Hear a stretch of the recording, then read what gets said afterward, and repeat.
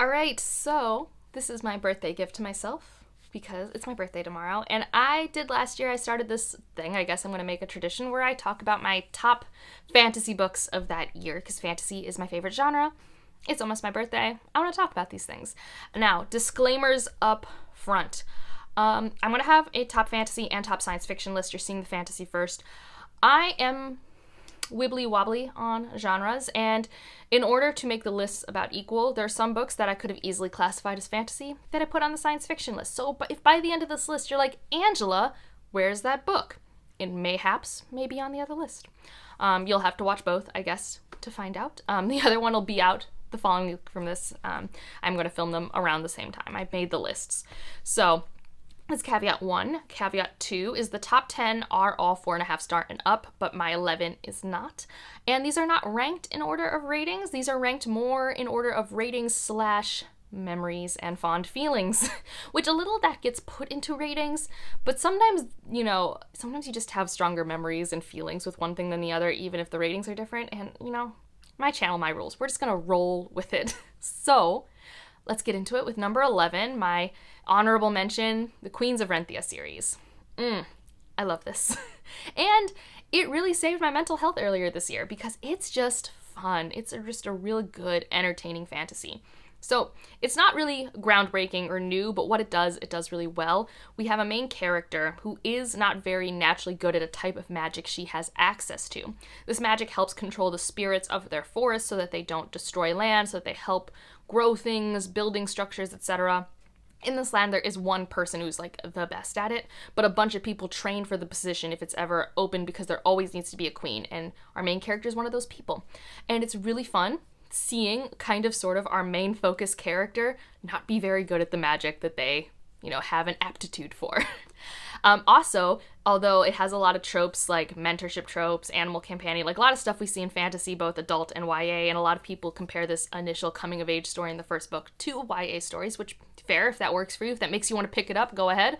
There are also adult coming of age stories. Our second book follows a character who is a mother with children, needing to deal with what she needs to do for the land versus her family. So this series is really fun. It's very entertaining. I don't know if I love the ending. I could have just handled more, but Sarah Beth Durst is now like an automatic, I need to try out her entire backlist. This was so fun. And the audiobook was phenomenal. So that's my honorable mention. Was it 4.5 stars all the way through? No, but I had a really fun time. Now, number 10, we're going to start with Kaikei, which is a new release I read earlier this year, and I just really enjoyed. Again, this is kind of because I enjoyed following this main character. It's told in first person, and it's more of a reflective story of her kind of talking about her life from childhood to motherhood. And her role in this legend, because this is a retelling of the Ramayana. So it's kind of her telling her story. I don't know the Ramayana, I have not read it, but I really enjoyed reading about this woman, how she maneuvered the politics of her situation to give herself the best marriage she could, and then how she got to know the people around her, how her relationship to magic is basically manipulating and growing these bonds between individuals, her role as a warrior queen, but also a mother. I enjoyed a lot of these facets. It's just was a fun time for me. It's what I like from these types of stories.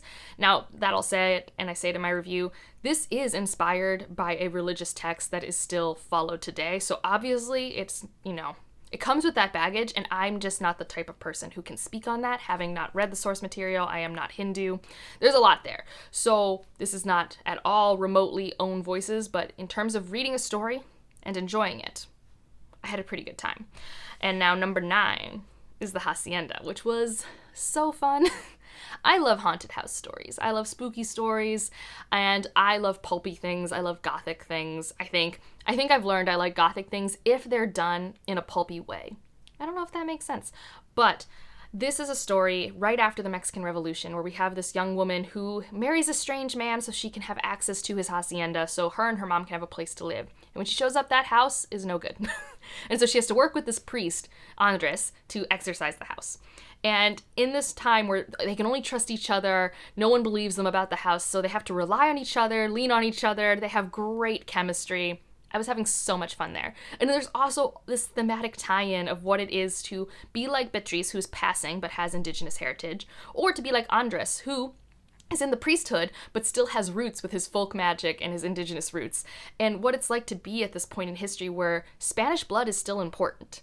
I loved all of that thematically, how it played into the spookiness of the house, and yes, this is a horror story that I'm putting on a fantasy list, but it has spook. Therefore, it has magic. Therefore, fantasy. It's just spooky. I don't have a horror list, and I wanted to talk about the Hacienda, because I had so much fun, and the audiobook, again, phenomenal. I had chills, and I thought the audiobook did a really good job of bringing through that chemistry that we have between these two characters, this pining that they kind of have. It was a lot of fun, and I really liked the ending. Like, really liked it. So that is my number 9. My number 8 is a fantasy romance. That is A Strange and Stubborn Endurance. This is... I'm a sucker for a romance that explores healing, and Val, our main character, really goes through it at the start of this book. There are content warnings for the graphic stuff that happens to him at the start of this book. And at its core, it's an arranged marriage trope, and it's kind of this gradual acquaintance to friends to lovers sort of trajectory.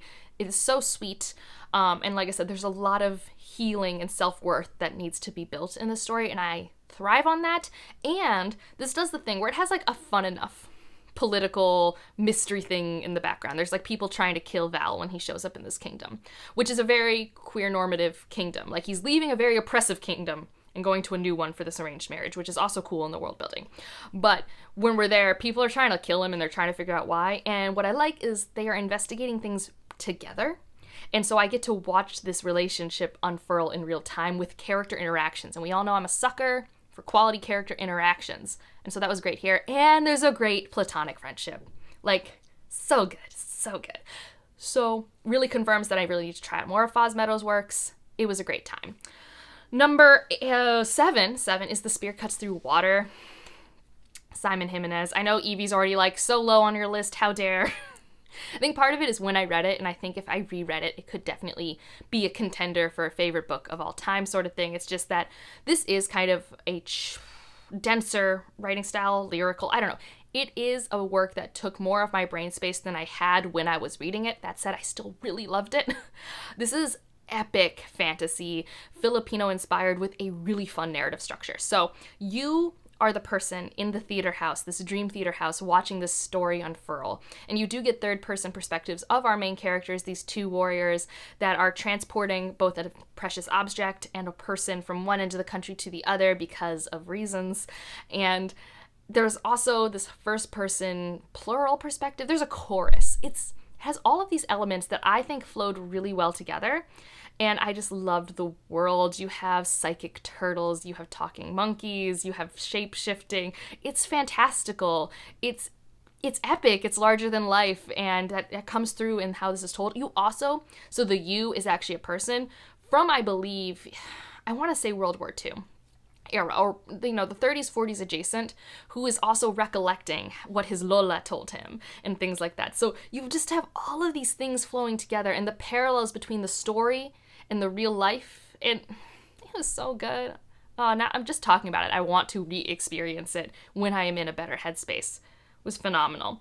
Number 6 is Locklands, and this book did save me from a reading slump. This is the last book in the Founders Trilogy. I do have a should you reads for this, but for me it stuck the landing. I know it's been controversial in the fan base. Not everyone has loved the ending of this series. There is a time jump. It's probably the most controversial point.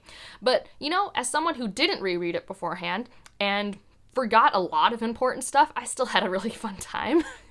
I just really love what this magic system can do, and what he chose to do with it in this one is just really interesting. It had some really nice thematic nuance that I just was not expecting. That wasn't on my bingo card. Didn't really expect there to be that much thematic stuff. And it's not like a lot. Like, these are still like my action movie books. Like, I go to them for entertainment. I don't want to put them down, and it delivered for me in that in spades. Really interesting history for some of our characters that we've been with for a while. I had a really good time. So yeah, Robert Jackson Bennett, still doing exactly what I've been wanting him to do since I first picked up Foundry Side a few years ago. Number 5, and so like 5 through 1, they're all like, they're close, okay? They're all very, very close.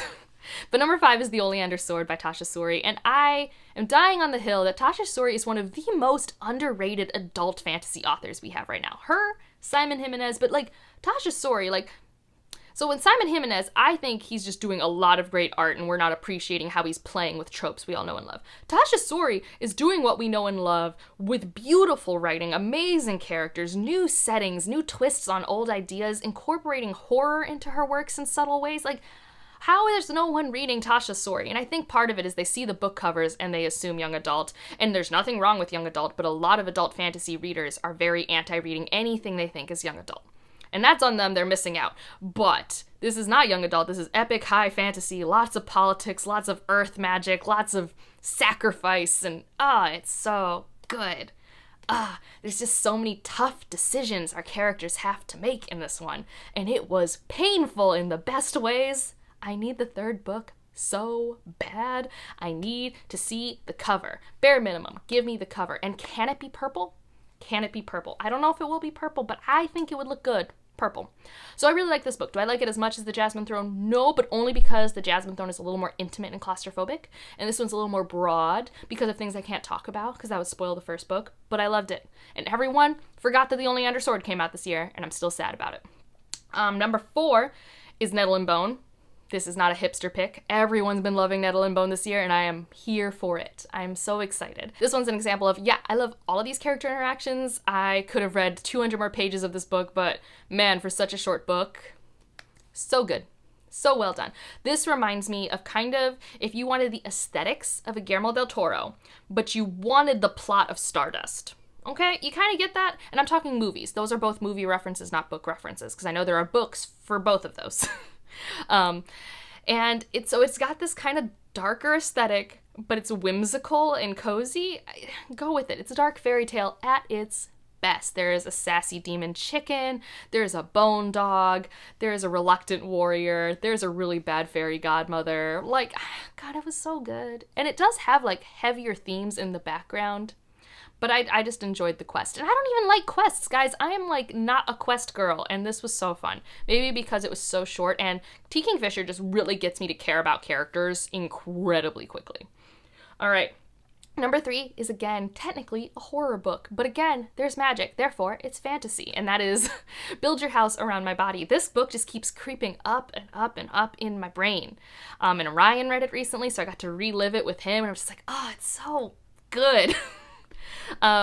This takes place in Vietnam, and we are answering the question of where is Winnie? Winnie goes missing. And the way we tell the story is by having flashbacks, but not just one set of flashbacks. There are many flashbacks. This is so nonlinear. Like, if you do not like nonlinear things, run away from this book, okay? Just like, don't even, because it's not even a nice nonlinear where you have just like one timeline and a present day. No. The present day is not even told in chronological order. It's absurd. I have so much fun with it, though, and how all of these characters felt so unique and interconnect, and how we learn about this land and the setting of Vietnam, both in the city and the rural community. It's good. I adore the ending. Ryan and I have been thinking about doing a video on it. We'll see if that comes to fruition. If not here, then for sure on Patreon, but I loved it. I loved it so much. So I had to make it on this list, and it just, like I said, it's been creeping further and further up in my brain ever since I've read it. Number 2. Okay, 2 and 1 are hard. I don't know. This is really difficult. Like, because they both have really good memories for me overall as well, and they're both really good, and they're both endings of epic series. So right now, I have number 2 as The Discord of Gods. And I read the entire Chorus of Dragons in like 2 months, so it's kind of sort of Discord of Gods / Chorus of Dragons, like it's that whole sort of thing. And I do think, well, if I just do Discord of Gods, then that's not it. All right, we're switching it around. Number 2 is The Lost Metal, because I don't tend to put rereads on this, so I can't put in my rereads of Alloy of Law and Through Bands of Mourning, because that would change it, because I read both of those series this year, but only one of those was new. The Lost Metal is an incredibly good ending to the series. Like, it's so well paced. Oh my gosh, I have spoiler chats for all of those. I'll have the playlist down below if you want to see any of them with a bunch of my friends. It has the memory of actually running my first, like, live read-along and really liking how it turned out, you know, the number of engagement we got, but also just getting to chat with my friends about these books and just having a good environment for it. But The Lost Metal's pacing was phenomenal. The way that we split up the character point of view times, fantastic. The inclusion of the Cosmere stuff, give it to me. It was I have no notes. It was phenomenal. I have no complaints. Chorus of Dragons, though. I read that entire series for the first time this year, and I love it so much. Like, oh, and I love it more than Mistborn Era too, but I like a lot. So that's why it has to be here. Yeah, if I was just thinking Discord of Gods, which I don't know why I only put down Discord of Gods, but I was just thinking that one book, then it would be the other way, like in terms of comparing finales and series. But I read all 5 of those books, and I was able to read Ruin of Kings the week of my defense. I don't even know how. I couldn't even sleep the week of my defense. But I was able to read a book. That was impossible, and it's only because of how good Ruin of Kings was for me. Like, it was my type of fantasy. It was everything I love. It was confusing. It had characters I latched onto. It had character actions that was fun. A really sprawling, fun world to explore. And it kept going. And it was so enjoyable. It was one of the highlights of my year. I don't get to marathon series that I love that much, that close together very often. So it's a really special memory. And I've just gotten to keep seeing people being like, I picked this book up on your recommendation and I love it so much, and it makes me happy. Now, I know it's not for everyone, so it's totally fine if you don't like this. It's just something that I really didn't expect to like because I had only seen negative buzz for it in my timeline, and I'm so happy that I got to read it this year. It's truly one of my highlights. So yeah, that's this list. And I turned 30 tomorrow, and I'm pretty happy with all the fantasy I've read in the first 30 years of my life. It's been pretty great. Let me know your highlights of the year. What do you agree or disagree with me on this list? Remember, if you think a book should have been on this list, it might be on the science fiction list, okay? Okay, that'll be out on Monday, I think. But otherwise, leave a wand emoji for fantasy, sure, that's fine. And otherwise, like if you liked it, subscribe if you want to, and I'll see you in the next one. Bye.